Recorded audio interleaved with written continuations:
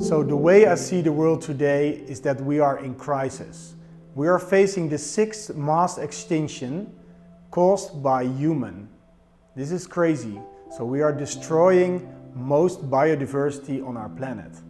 And this is really what concerns me, and I don't want to give this world in this state to my children. And also it's about the animals on this planet. We cannot let this happen.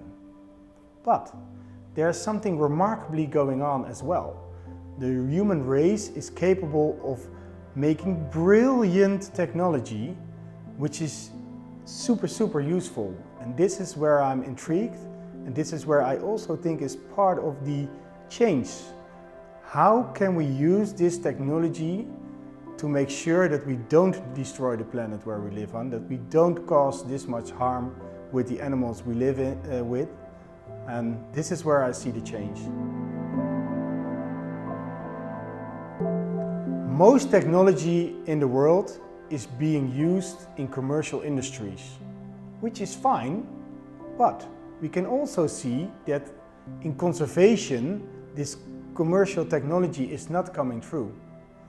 It's old technology that we see, and it's not built to do the job in the bush. Let me give you an example.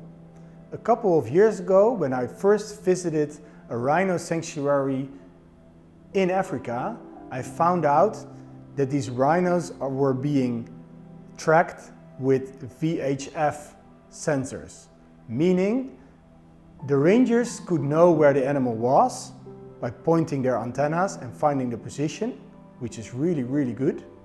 But at the same time, this position was broadcasted to the wider world, and all poachers or potential poachers could sniff this signal and could do exactly the same thing.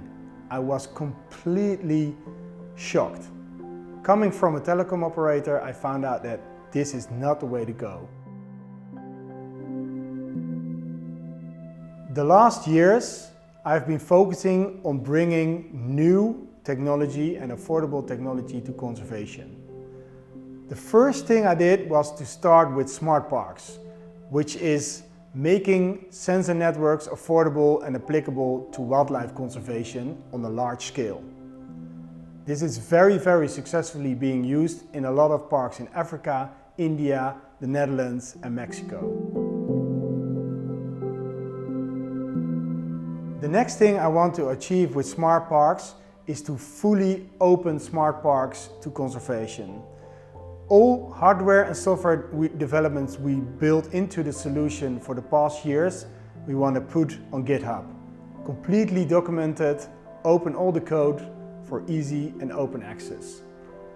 This way, all the brilliant minds in technology can contribute to this wonderful solution, but also it is possible for conservationists with more technology knowledge to just take it and run with it.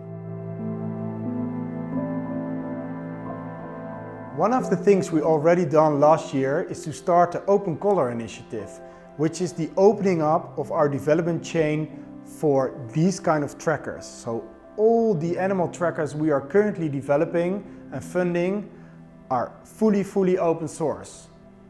Openness in conservation is the key.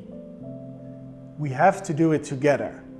So it's not only talking about how we can include communities into the local conservation efforts, meaning the parks that are remotely in Africa or even in Europe.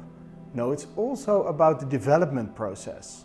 So if we can contribute together, it will stick and it will really make a difference. Therefore, the only way to do this is by open development. So this is for us and for the world is essential.